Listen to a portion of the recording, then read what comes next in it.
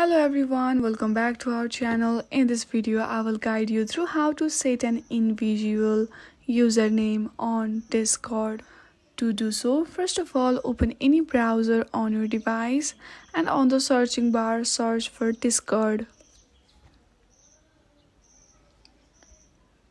Once it is opened, you will see user settings at the button. Hit on that and there you will see an option of display name.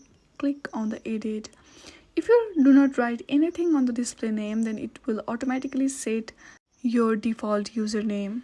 To make it invisible, you can either use dot or bracket. This is the only option to do, otherwise there is no any option to make an invisible username.